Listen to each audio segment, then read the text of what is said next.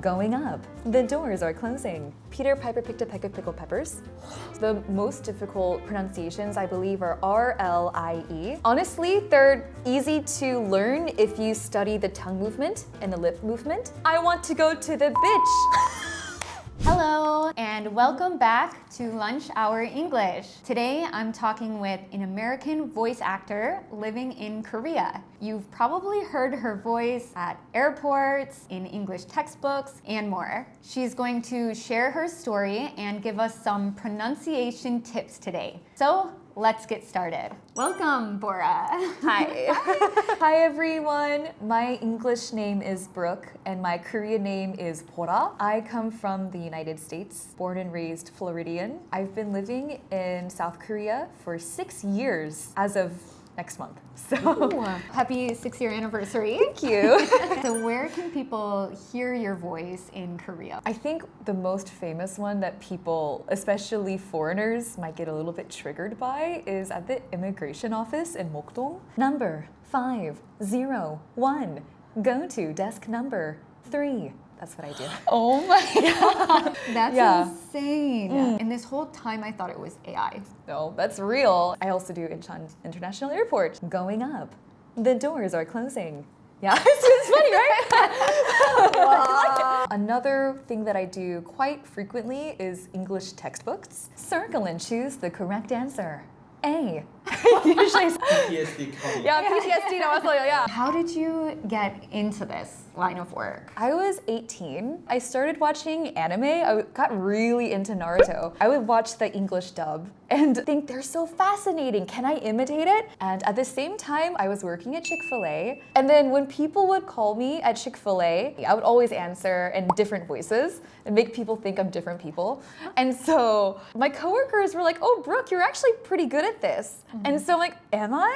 What does this mean? Maybe I can try voice acting. So I did a lot of research. I invested in studio equipment to train at home. And then I changed my major. I just started doing theater classes. And I actually did vocal coaching with some really popular voice actors. And that is how I trained and developed. I randomly decided to come to Korea. And when I looked voice acting on Craigslist, Seoul, there was a studio. And I was like, oh, I can do some training here. So that's basically how it started. And after a couple of years, I built up my network and I signed with an agency and I started working with studios here right away. What a cool story. Yeah, thank you. It kind of fell in my lap.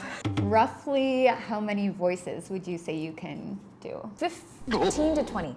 I think. There's like girl voices, boy voices, woman voices, man voices, miscellaneous voices. And so usually I can do like at least 3 in each category. I've got like samples on my phone so I can just hear it. Oh yeah, I can do that voice.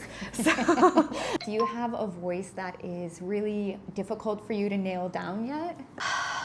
British accent. Really? I can't do it. There's been instances where the client for a video game wanted me to use a British accent and I told them I can't do it. They said, oh, come anyways and try. I said, okay. So I arrived at the studio and I just totally fudged the British accent. And they said, why are you so bad at it? I'm like, I told you guys I'm bad. Can't do it. It's really hard. What about the opposite? Is there one that you feel extremely comfortable with now? Or maybe a favorite one? The one that I'm most comfortable using is just my deep voice. I can easily go in and out of this voice. I use it for almost everything. But the most fun, I would think, is like the girl next door voice. I just want to be so happy and bubbly, and I just use this voice whenever I'm feeling sad in the mornings and I want to just cheer myself up. So, yeah. So when you're kind of warming up your voice, or you said you had formal training for voice acting, how do you do that? There's like lip trills and tongue trills. It means you just vibrate your lips and your tongue. It makes the muscles warm up so that you can just easily read off the words. You don't get so tired. Another thing I do is I do tongue twisters, like Peter Piper picked a peck of pickled peppers. Sally sells seashells by the seashore. Red leather, yellow leather, blue blood, black blood. Okay, let me try it. Peter Piper picked a peck of pickled peppers? That's right. Okay, wow, that's even a lot to remember. Okay, Peter Piper picked a peck of pickled peppers. Almost 80%. Okay, one more try. Peter Piper picked a peck of... Now we're talking about pronunciation a little bit. What are some pronunciation mistakes that you hear a lot of Koreans make? The most difficult pronunciations, I believe, are R-L-I-E. Honestly, they're easy to learn if you study the tongue movement and the lip movement, because that's literally all it is. So R, your tongue is floating in your mouth, you're not touching anything. And then L, you're folding your tongue to the top of your mouth. L, like this. Right, light, like that. So for people wanting to improve their pronunciation, you think learning the tongue movements can help? Yeah, I take it from like a scientific approach. Sometimes you can find like images on Google or Naver of where the tongue placement should be. And if you imitate it, then you can make the sound. I did this for Korean 발음. That's what helped me with Korean. So I feel like this could also help people with English. That's a really good tip, actually. So one of the hardest things to say is like beach for Koreans. Like, I want to go to the beach.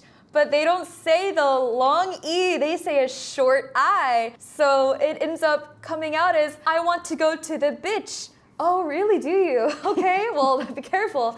And so, can we teach how to correct that? They're gonna have to practice how they pronounce E and I first. If you guys pay attention, the direction of the movement for E and I is opposite. I is up and down, E is left and right. So if they just think of it like this, they could probably pronounce beach better. But also the timing of saying the word is faster. So beach is a longer sounding word. I'm going to the beach. It's like an extra half count. I always say it's like you're smiling because you're happy you're going to the beach.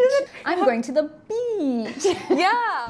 Do you think that voice acting has helped you with learning other languages? Especially if you can hear another language and kind of mimic it. You probably sound very natural in other languages. I can mimic, but then coming to like my own original stuff, then it gets pretty American, I would say. But yeah, I would say the voice acting, it gave me a bit of an edge. It made me aware of the difference in cadence between English and Korean. I just assumed that languages would be up and down like English, but Korean is more like a straight line. I can see it in my mind. When it comes to like speaking English better, being a voice actor definitely helped. I had like a very slight speech impediment when I was a late teenager. And it's funny because CH and TCH impediment, and I worked at Chick-fil-A. So whenever people would come in, I had to greet them, right? And I would say, thank you for choosing Chick-fil-A. I couldn't say it. So doing my voice acting training actually helped me to overcome that speech impediment. I thought it would be really fun to play a game together, kind of together, mostly you. Okay, all right, I'm down. I'm sure you've watched Friends. Yep. So the famous line from Joey, how you doing? How you doing? So we're gonna try that sentence in different accents. Okay. So can you start from your roots, the American Southern accent? How you doing? Would you say that's like Texas too? How you doing? Texas is just big, so big everything. But Florida is still southern, but more like contained a little bit. Okay, how about California Valley Girl? Oh, I can do this really easily. Hi, how are you guys doing?